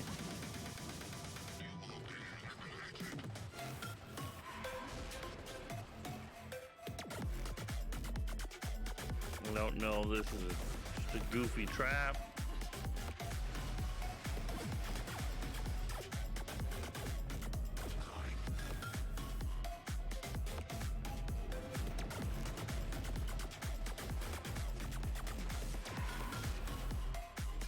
I didn't piss it off enough.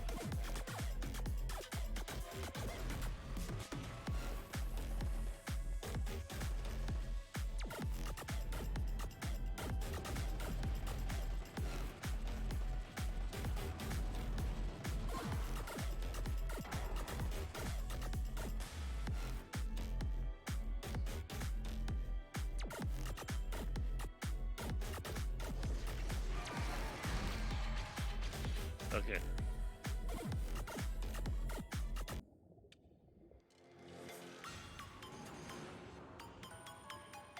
There we go.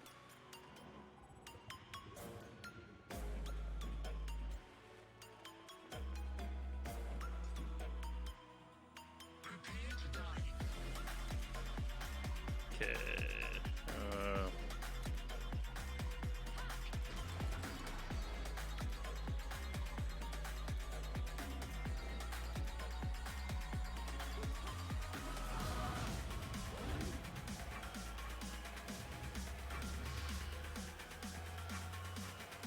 I understand. Nope.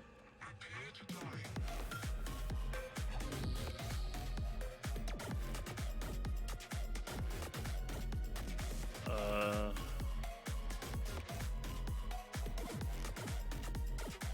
fucking confused as shit. Okay, I don't know where to go.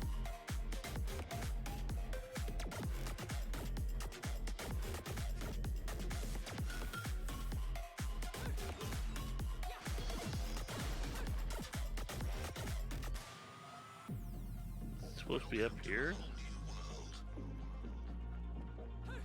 No. Up here is nothing. Damn it.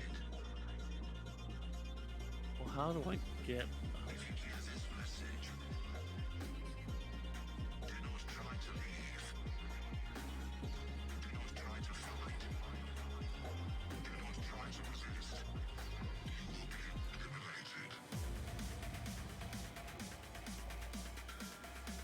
Nope. You run across water. Maybe there? Shit.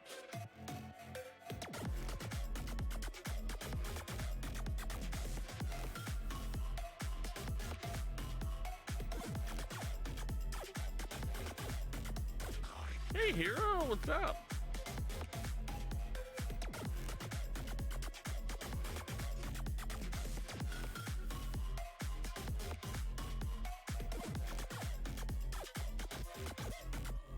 First time in chat, yo.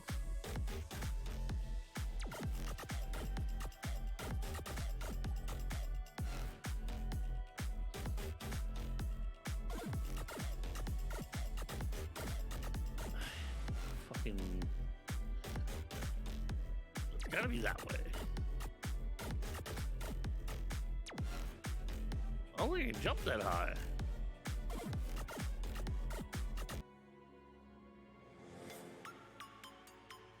Definitely not that way.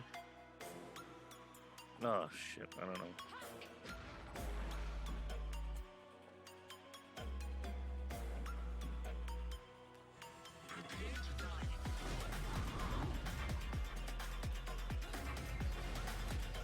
Come on. You fucking kidding me? Oh, it does jump up that high. Good. I don't know why I couldn't do it the first time. Oh, we're back on the normal world, hopefully.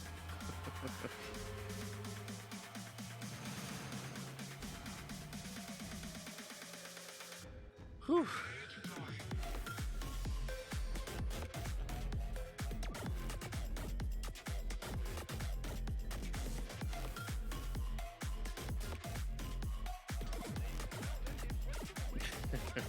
How's your night going?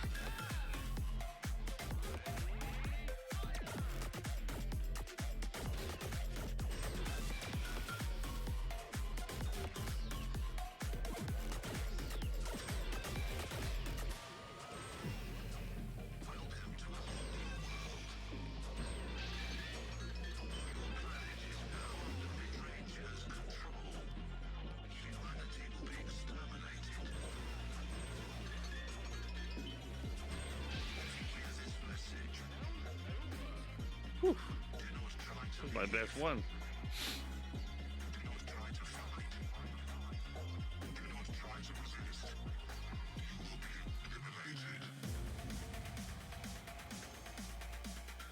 Change the rest.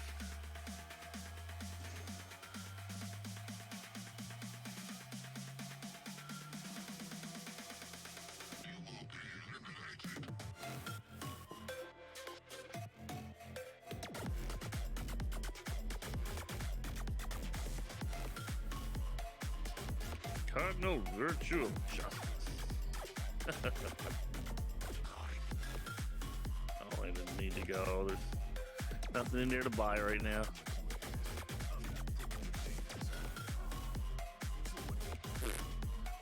I get to look at the numbers.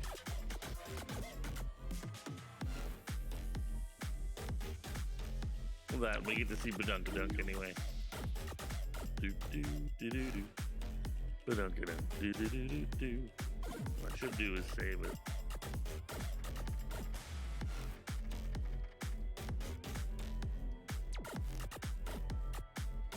I've made that mistake before.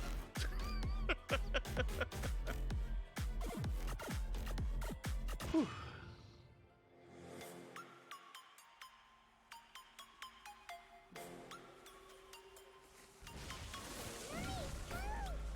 Don't panic. I'm here.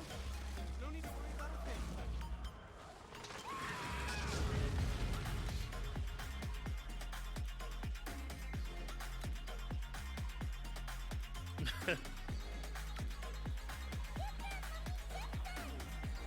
Mom,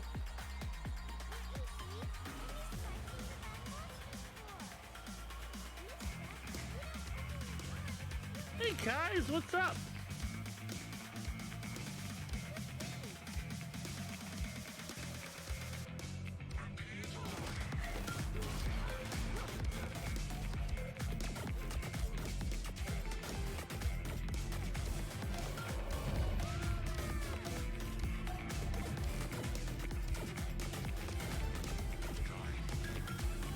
Doing good, bro.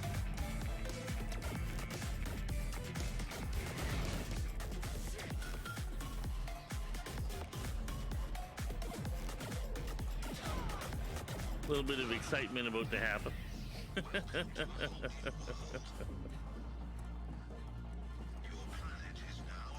There's a Final Fantasy vibe to the song. Boom, boom. She wrecked them. This is Bayonetta. The adventure fighting game kind of thing.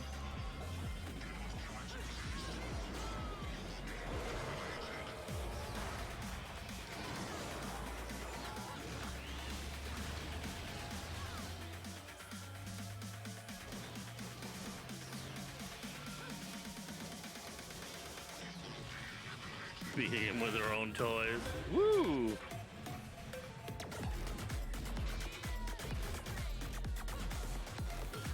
Kinky baby.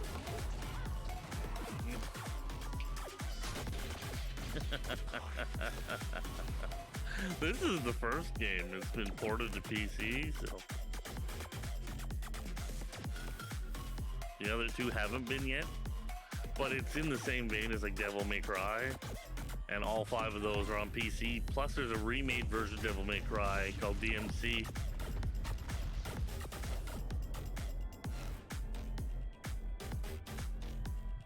Saved her life. She saved his life again.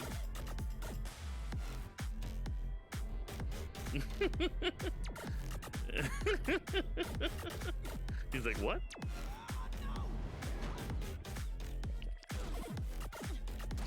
He's so graceful.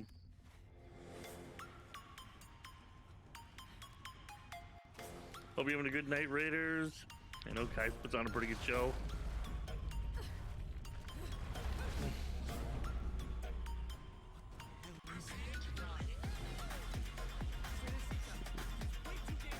Sexy tentacles.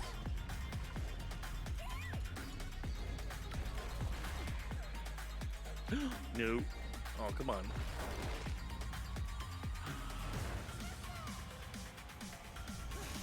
Chester. Huh. That's what she calls him.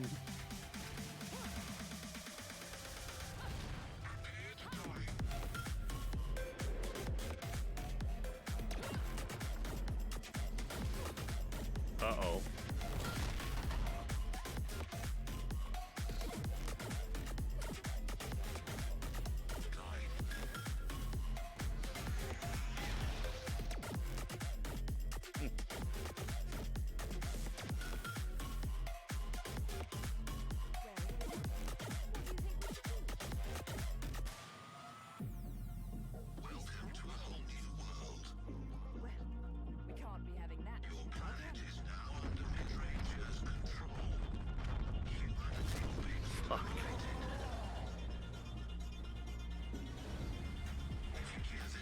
Good times.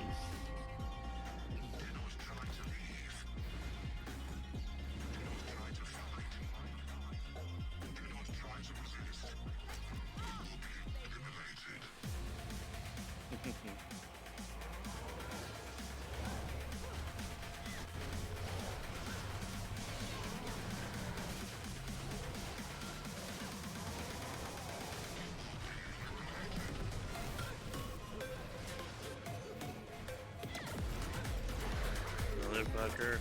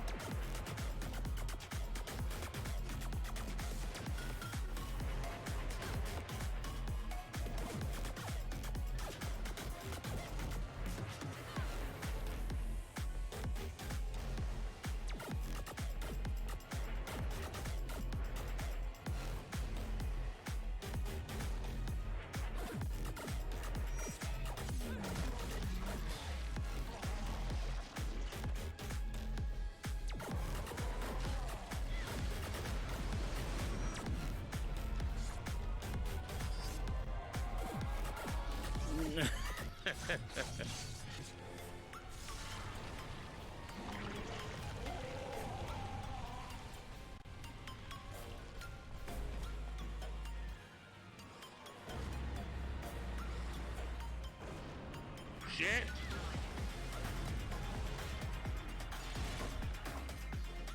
Fucking got me, bastard. I missed it. If you missed the timing, you're fucked.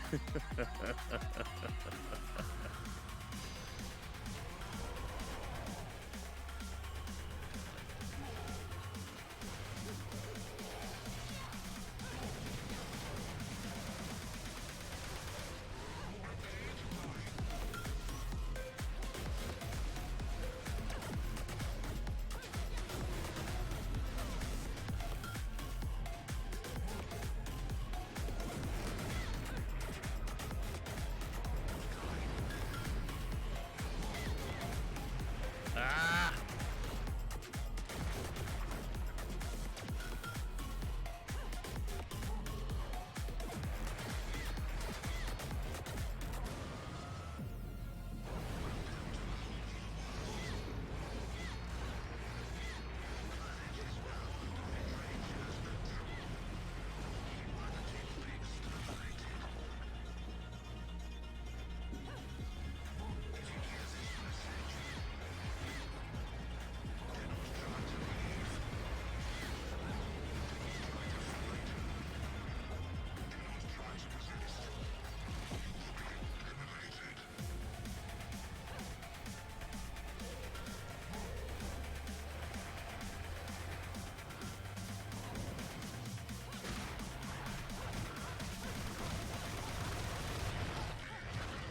Finally, fuck, I got the timing.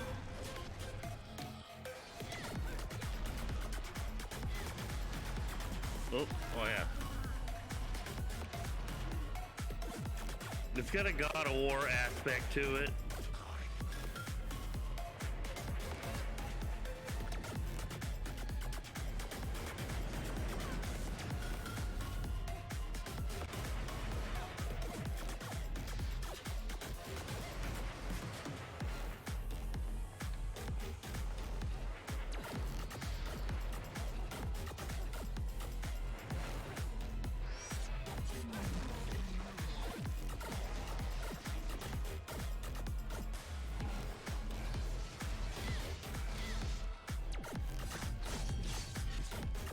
Mixed with Darksiders and Devil May Cry.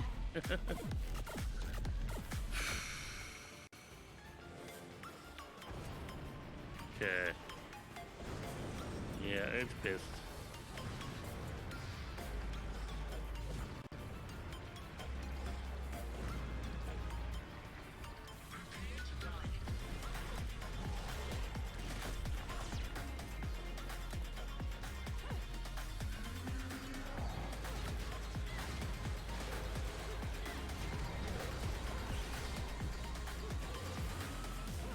Doesn't like me.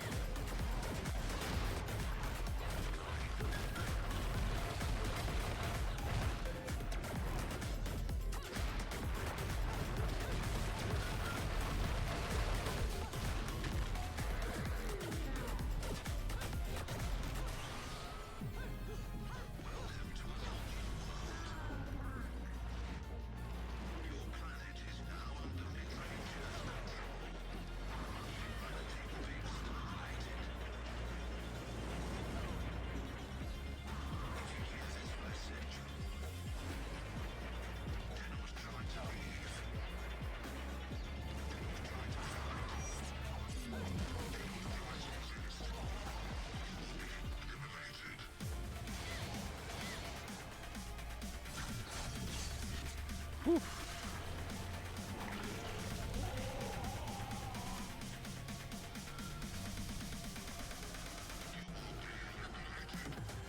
Well, it's seen better days.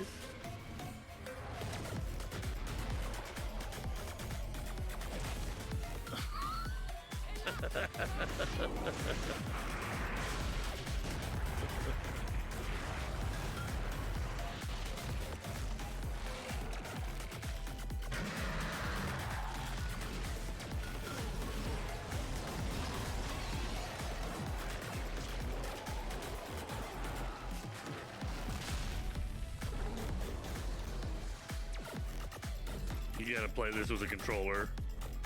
There's no other way. PC, you'd fucking stab your eyes out. You can go another round, can't you?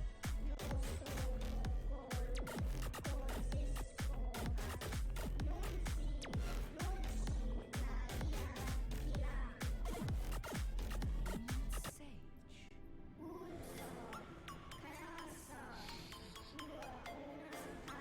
That's the best way to play. I play with mouse and keyboard for a lot of games.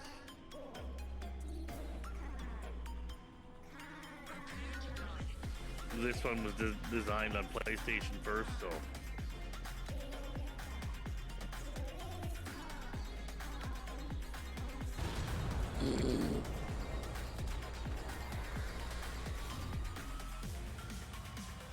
My fingers cramp up. I've been used to it for years. This is actually me getting back into controller.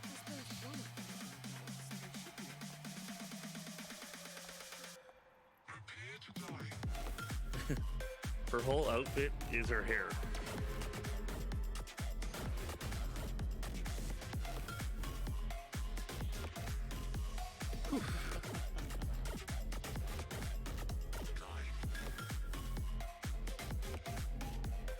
Yeah, that's her hair. That's why it all slithered up off her body.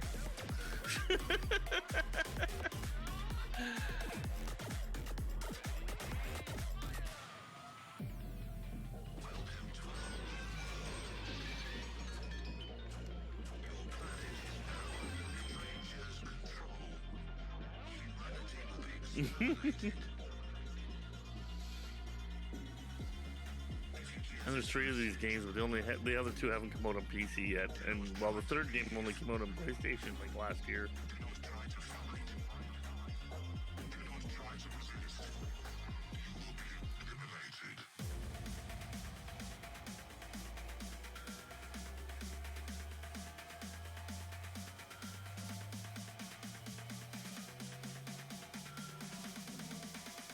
I'm gonna be right back.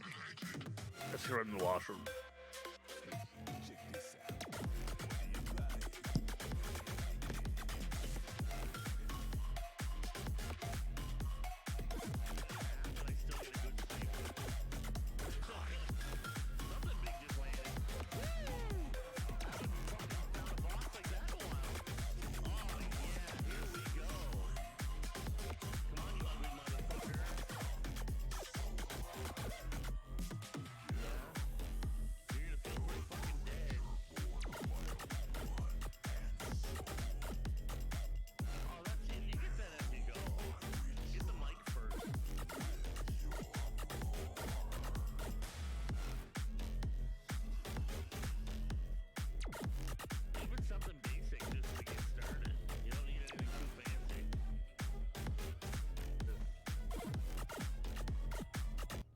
There's the boots, right on. These boots were made for thrusting and not in the way you think.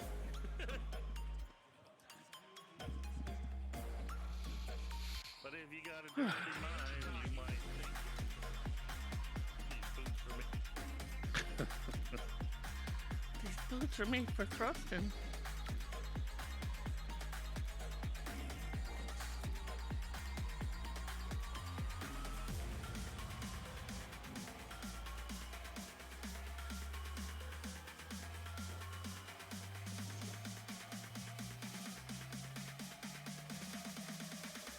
There, I got all the moves.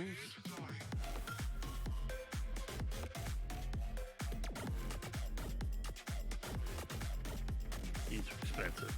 Holy crap.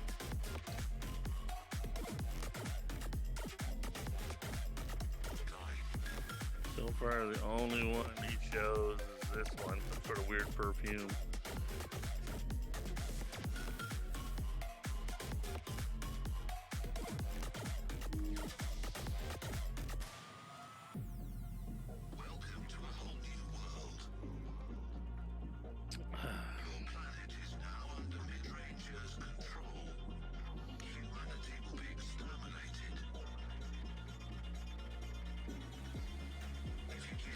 Yeah, if you play it, guys, make sure You save it when you're done a chapter, save it, and then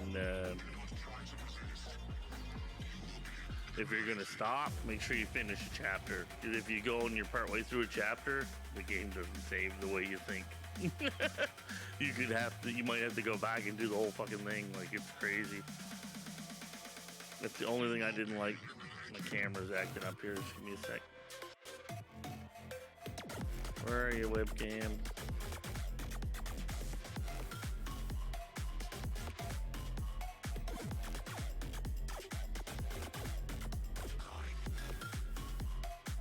There we